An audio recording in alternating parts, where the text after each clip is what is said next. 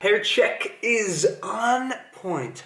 Hey guys, welcome back to my channel. This is Vitruvian Physique. Thank you for stopping by and welcome to another exciting vlog where I'm doing it in my chair at this desk for the 100th time. But this one actually is kind of an exciting vlog because I will actually be leaving the country in 24 hours. That's right guys, I got a call from Physique earlier in the week on Monday. By the way, today is Sunday, June 12th, and I'm filming this. So pretty much 6 days ago, I got a call and they said, what are you doing next week? And can you be in X location for a photo shoot they are doing, because they're having a launch on June 18th. It's like they got some new clothing items coming out. They got some cool new backpacks, which are friggin' sick, at least in my opinion. Yeah, so they said, can you be there with a couple other athletes? I know that up until now, they've been doing a lot of like models from whatever city they are in, but I guess they figured like, we have these athletes, so let's use them. So yeah, it's gonna be myself and then a couple other ones. I'm not gonna give that away, and I'm not gonna give where it is, so you guys are just gonna have to find out, wait and see. And that'll be 24 hours because I'll probably put it on Instagram tomorrow. And then probably like 36 hours to find out, where it actually is in my YouTube, which you guys, I hopefully follow because you're here right now. So, but I will leave it up until then, add a little bit of mystery to my channel. So even though it's awesome, I had to ask myself, okay, like, I've got 6 days before I have to leave the country, and can I take the time off work? Do I have to tell my boss? Is there like a 2 weeks notice kind of thing? And after, digesting all of that, I pretty much had to say, what time's my flight?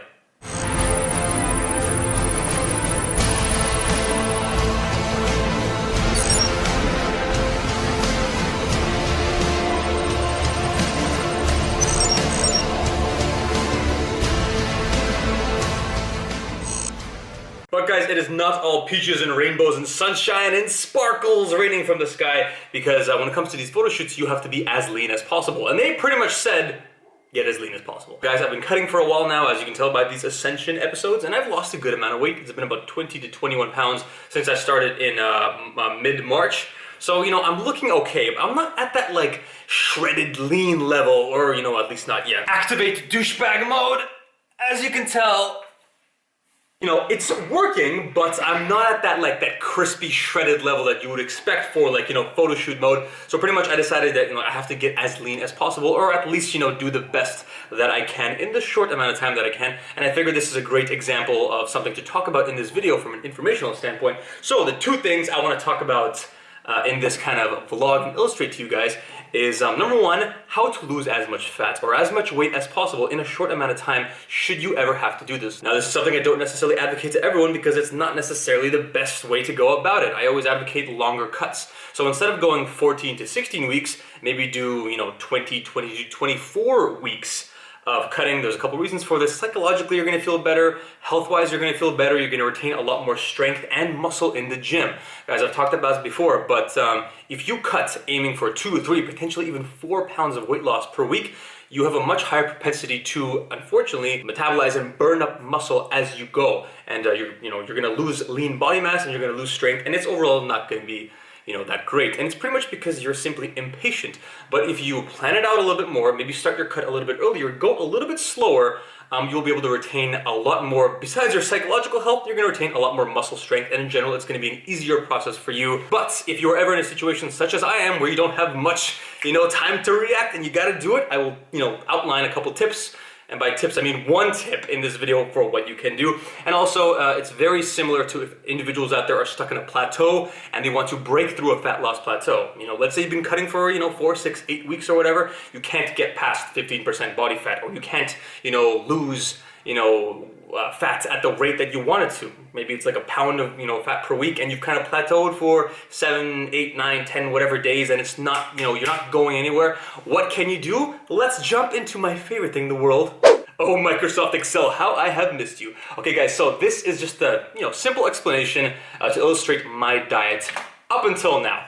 These are my old macros: 200 protein, 220 carbohydrates, 60 fats, 2,220 calories. I started my diet at 2,400 calories, if you guys watched my previous video, the diet plan. But since then, it's been about, 8, 9, 10 weeks, and I've been kind of periodically readjusting and analyzing my macronutrients and my calories. And I am, been dieting on these macros for the last couple of weeks.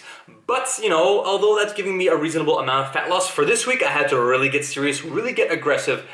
And these are the new macros. 200 protein, 160 grams of carbohydrates, 55 fat, 1935 calories, which comes out to 285 calories in additional deficit on top of what I was earlier, which was already 400 or 500 calories of deficit. So we're looking at a 600, 700, 800 estimated caloric deficit for me, according to what my maintenance is. Guys, this was not easy. I will be completely honest, I like to be as transparent as I can on this channel.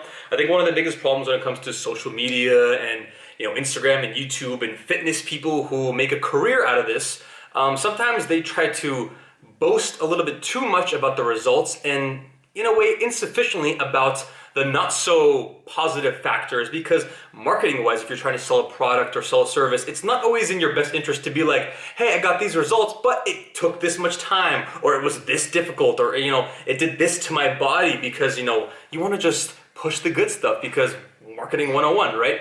And that's fine, I understand that, but on my channel I like to be a little bit more honest, and I want to show you guys that you can get X results, but it's going to take X time, and it's going to have X difficulty factor. There's all these different variables, you have to take them all into consideration, because that's how dieting works. Sometimes you can make the process easier on yourself, but you'll never be able to completely eliminate that factor. So guys, I want to show you absolutely everything, and in doing so, I want to tell you that the fat loss has been fantastic. My body responded instantaneously, and it's been great. And the numbers immediately started dropping down faster than I have my entire prep so far. But the psychological effect on my brain, it's been reasonable. For a couple days there, I was getting very, very hangry. That's when you're angry because you're so hungry. Yeah, you get the picture. But it was just ridiculous. And I know it was ridiculous because, you're kind of, as you're freaking out, you're kind of realizing what am I doing? But you know what? That doesn't matter. I got in a fight with my air conditioner. Honestly, I was flipping out over the smallest stuff. I was on a streetcar and I was trying to get off. And there was this lady in front of me who was, taking her sweet time. Honestly, I thought I was about to reenact the scene from 300. But guys, I say all this because I want to illustrate a point, because there is only one way in the entire world to lose fat. And there is only one way in the entire world to break through a fat loss plateau. People say they have tips, they have tricks, they have all these different systems. No, there's only one way to do it. You guys have to understand the basic concept of a very simple but important principle of science, principle of physics. Welcome to thermodynamics. Definition is, thermodynamics is the branch of science concerned with heat and temperature and their relation to energy and work. Keyword being energy. So, I'll be honest, there are so many ways of trying to boost fat loss that, people message me about. They're always asking for tips on how to break through fat loss plateaus or tips on how to lose weight because they can't get through a barrier or something. But at the end of the day, anything that, read in a book, you read articles, you listen to me, you listen to other YouTubers, all these YouTube, fitness gurus, at the end of the day, they're all euphemisms or just ways around that all end up in the exact same way, according to the principles of thermodynamics, creating an energy, aka caloric deficit. That's it. That's it, guys. You can dress it up in 100 different ways, but at the end of the day, you expend certain calories, certain energy by doing basic daily activities, whether it be cardio, whether it be exercise, whether it be walking to work, typing at your computer, just your brain thinking, your heart beating, your lungs, expanding. All these things consume energy. And of course, you're going to ingest energy via food, and that's it. If you create a deficit between those two numbers, if the amount of energy expended by your body is greater, that's it. You're going to lose weight. Now, the problem that people, encounter when they hit weight loss plateaus is because your body is going to adapt. It's going to change. There's numerous factors. Number one, your body just gets smaller. Let's say you're cutting and you start at 200 pounds. Now you're 180 pounds. You're not the same person that you were. In fact, you're 10% smaller. You're 20 pounds less than the person you were at the beginning of your cut. Therefore, your basal metabolic rate, your energy expenditure has changed because you're a smaller person. It's just easier to sustain that new, smaller total body mass with less energy. So you're no longer going to get that same caloric deficit. Even though you may have been in a 200, 300, 400 caloric deficit a couple weeks or a couple months ago, now at your newer, smaller body, you may be at zero. In fact, your body adapts in other physical ways that you wouldn't even notice. For example, like the amount of fidgeting, small stuff that you don't even notice that your body does, whether you're in fact conscious when you're awake or when you're sleeping. There's certain things that your body does which expend tiny, tiny amounts of calories, but they add up through the course of the day. This is called NEAT, non-exercise activity thermogenesis, pretty much meaning that your body expends calories doing small stuff that isn't really activity. It's just like, the smallest stuff, even like your finger, who knows? Point is, your body subconsciously decreases NEAT, decreases the amount of calories burnt by these random activities when your body is in a caloric deficit, because it's kind of like, we got to preserve energy because he obviously doesn't have much energy coming in. Your body will slow that down. So less of this random fidgeting exercise, activity, less total body volume, total body mass to support means that your body is going to encounter plateaus, because essentially it doesn't require as much energy as it used to. So what do you have to do? Give it less energy. That's it, guys. There's no way around it. You don't like it? Go scream at the heavens. Go, bang your head against the ground. Blame Mother Nature. But at the end of the day, this is a fundamental law of science. This is the laws of physics, and there's nothing you can do about it. So, going through a couple examples, I get a lot of emails. For example, guys will ask me like, "Hey, man, I hear HIIT cardio is supposed to be like kind of, beneficial for fat loss, and it could help me break through a plateau because it's like some super type of cardio." Whether HIIT cardio or LIST cardio, low intensity versus high intensity, at the end of the day, sure, one may be a tiny bit better than the other, but in my opinion, it doesn't matter. At the end of the day, they are both forms of activity which are going to increase your energy expenditure, and assuming that you keep the same energy intake, aka food, you're going to create a bigger caloric deficit, aka an energy deficit. At the end of the day, thermodynamics. Or let's say guys talk to me about intermittent fasting, and I say, great, if you like it, give it a shot, it could help. Why? Because it's friggin' magic? No, because if you're consuming less food in the day, which you're more likely to do so because you only have like 6 to 8 hours to consume X amount of food. So if you eat at a certain pace, 3 to 4 meals a day, and suddenly now you're eating 2, maybe 3 at the most meals a day, well, let's say you're eating 2 meals a day, even if they're like 1,000 calories each, which is a lot of food, that's like a buffet, right? It's kind of difficult for you to get actually more energy, more food intake. In doing so, you end up with a larger caloric deficit, energy deficit, thermodynamics. Again, guys, are you starting to see a pattern how like this stuff, like it does different things and you do it in different ways and different methodologies, but it all comes back to the same thing. It's like a tree. And there's like, all these different branches. It's like a web, all these different ways of essentially at the base doing the exact same thing, which is creating a bigger calorie, aka energy deficit, according to the laws of thermodynamics. This is basic physics 101. Another one I always hear about is fat burners. Now, let's be honest, fat burners, they don't work. I'm going to do a video on this in the future for my bullshit supplements video series, but for the purpose of this video, let's just say that fat burners do work. And, we live in a world with unicorns and, chocolate has 0 calories and I'm 6'9" and I look like Ronnie Coleman. And in this world, fat burners are great and they work. If they did what they were supposed to, which I don't believe they do, they wouldn't actually burn fat directly. What they would do is raise your metabolism, raise your basal metabolic rate, and increase the amount of energy that your body expends on a daily basis, no matter what it's doing. Cardio, exercise, sitting, sleeping. Point is, your body burns more calories throughout the day, which once again creates a bigger energy deficit between the amount of energy you expend, which has now become higher than the amount of energy you ingest, assuming you intake the same amount of food.